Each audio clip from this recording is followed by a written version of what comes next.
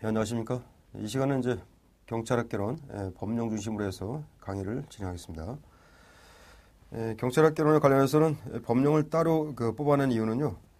여러분들 시험 보시면은 시험 문제 가운데 법령 문제가 상당히 많이 있습니다. 그리고 시험 출제할 때 객관적으로 출제하기 위해서는 법령 파트가 출제하기 좋습니다. 이론이나 역사 같은 것들은 오류가 있지 않습니까? 근데 이제 법령은 출제 오류가 적기 때문에 출제가 많이 된다고 보시면 됩니다. 그래서 법령을 따로 뽑아냈다고 보시고요. 그 다음에 이제 이 법령 강의를 여러분들이 활용하는 요령은 이 책의 모든 것들을 다 싣질 않았어요. 여러분들 그 경찰학개론이 대부분 법령입니다. 그걸 다 싣게 되면은 결국은 기본서의 한 3분의 2까지 됩니다. 그래서 그렇게 되면 뭐 효율성이 없기 때문에 제가 그 법령 가운데 주요 그 핵심 내는 그 법령 있죠. 그런 거 하고 그 다음에 그 법령 가운데도 또 이제 핵심적인 파트를 중심으로 해서는 교재를 편집을 했고 강의도 마찬가지입니다. 그런 것 따라서 같이 진행하도록 하겠습니다. 교재를 보시면은 그 총론의 법령은 세 가지가 중심이죠. 조직법, 공무원법, 작용법. 그다음에 구제, 통제에 관련해서는 있는 게 뭡니까 정보 공개에 관한 법률, 그다음에 절차법, 국가배상법 이렇게 이런 거 제가 지금 말씀드린 거 이게 총론의 핵심입니다. 가장 중심 법령이기 때문에 그거는 제가 다 실어놨어요. 그걸 좀 보시고 그다음에 이제 강론에 보시게 되면은 강론은 이제 각 파트마다 법령이 많이 있죠. 그 가운데 이제 특히 이제 수사하고 생활안전 여기는 법령이 많이 있습니다. 많은 법령을 제가 줄일 때 고민을 많이 했어요. 그래서 이제 그 책에 있는 것 따라서 제가 강의를 진행하도록 하겠습니다. 그렇게 보시고 그다음에 여러분 법령 보실 때 똑같습니다. 모든 공부의 기본이 뭡니까? 이해하고 암기하는 거죠. 물론 법령은 암기입니다. 암기지만은 법령 가운데 일부 법령들은 복잡하기 때문에 여러분들이 그 기본 강의 들을 때처럼 그림을 그리면서 보시면 좋아요.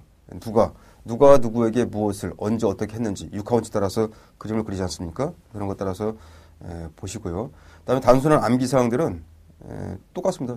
두 문자 따가지고 무조건 암기하는 게 좋아요. 논리가 없기 때문에 암기해서 갑니다. 그렇게 해서 진행을 해봅시다. 법령은 자주 봐야 됩니다. 여러분들이 법령은 자주 볼수록 자기 머릿속에 오래 남아있어요. 그리고 법령은요, 그 국회에서 만든 거죠. 만들 때 다 신경 써서 만든 거기 때문에 읽을 때 호흡이 있습니다. 호흡. 그러니까 리듬이죠, 리듬. 그것 따라서 쭉쭉 읽으셔야 돼요. 여러분들 법령 보시면은 맨 끝에 글자까지 정확히 읽어야 되는 중요한 조문들이 있습니다. 예를 들면은 우리 경찰의 그 작용이 두 가지가 있죠. 재량과 기속행위. 그때 그 조문 가운데 맨 끝에 뭐뭐 해야 된다. 뭐뭐 할 수 있다. 이렇게 돼 있습니다. 시험도 그렇게 나오지 않습니까? 다음 해놓고는 해야 된다. 이런 조문을 가지고 할 수 있다면 틀리죠. 이런 것들이 많이 있어요. 승진 문제건 채용 문제건. 그래서 조문 정리할 때는 뒷부분까지 중요한 조문들은 다 정확히 읽어야 돼요. 읽을 때 리듬 갖고 읽으시면 돼요. 그리고 한번 끄떡끄떡 하면서 왜 이렇게 되는지 한번 이해해보고 그렇게 갑니다. 자, 조문들이 양이 많기 때문에 강의도 마찬가지입니다. 가능한 핵심을 중심으로 해서 딱딱 치고 나가겠습니다. 자, 총론 보겠습니다. 제 1절 경찰법이죠. 봅시다. 이쪽으로 가서 조직법의 대표적인 경찰법입니다. 여러분 그 7페이지 보시면은 경찰법 해갖고서는 우리 경찰의 조직에 관한 게 두 가지 법이 있죠. 정부조직법 그리고 경찰법. 이 둘의 관계 갖고 정리하시면 돼요. 자, 위에 A번 보세요. 정부조직법 제29조 행정안전부에 관한 얘기입니다. 이렇게 해놨죠. 치안에 관한 사무를 관장하기 위해서 행정안전부 장관 아래에 경찰청을 둔다. 경찰청의 임무가 뭡니까? 치안에 관한 사무죠. 그죠? 그리고 나서 이제 그 아래 그 5항에 보시면은 경찰청의 조직과 직무범위 및 그 밖에 필요한 사항은 따로 법률로 정한다. 이거 주의해야 돼, 이거. 경찰청의 조직, 직무 범위. 요거는 여기서 정하는 게 아니라 어디입니까? 따로 법률로 정한다. 이 따로 법률이 어디입니까? 이거예요. 경찰법. 따로 법률로 정한다. 이렇게 해서 조문 자체를 갖고 이해하시면 됩니다. 그래서 조직과 직무는 정부조직법에 있는 게 아니라 경찰법에 있다. 당연히 뭐 우리가 다 봅니다. 그죠? 당연히 알 수 있는 거예요. 알 수 있는 건데 한번 체크하고 갑니다. 그 다음에 이래서 경찰법 보게 되면은 경찰법 제1조 보세요. 민주적인 관리 원령, 효율적인 임무 수행 이렇게 정리합니다. 여러분 조언 보실 때 제가 그 책에다가 다 해놨어요. 굵게 중요한 질문들은 그러니까 그것 따라 보시면 돼요. 그리고 시간 날 때는 강의 끝나고 나면은 그 굵은 것이 옆에 있는 그 이쪽 강조 안 한 것들 그것 같이 한번 읽으면 됩니다. 우리 경찰법의 핵심이 이거잖아요. 민주적, 그다음에 효율적, 민주적 관리, 효율적 임무 수행 이렇게 민효 대표적인 양대 임입니다. 자주 나와요 여러 군데. 그다음 제 2조 보세요. 국가경찰의 조직. 그 가운데 1항은 똑같고요. 2항 보겠습니다. 이 얘기입니다. 2항은 얘기죠. 저기 2항 보게 되면은 각 시도, 뭐 서울특별시, 광역시, 시도지사, 시도 큰 광역시입니다. 그다음에 이거 도고요. 요 아래에 지사 아래에 지방청을 둔다 이렇게 해놨죠. 그래서 우리 경찰법은 지방청의 그 소속이 어떻게 있어요? 이렇게 시도지사 아래에 되어 있습니다. 그렇게 이해하시면 되고. 그 다음에 지방청 아래에 경찰서를 둔다 했죠. 경찰서. 이런 그림입니다. 이렇게 우리 경찰의 기본 골격을 잡아놨습니다. 그 다음에 이제 3조 보세요. 국가경찰의 임무. 이것도 아주 기본적인 거예요.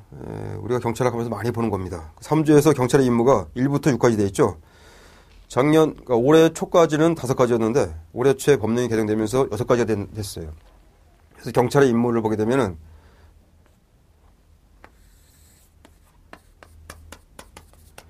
이거는 이제 같아졌죠? 경직법과 같아요. 경직법과 같아졌다.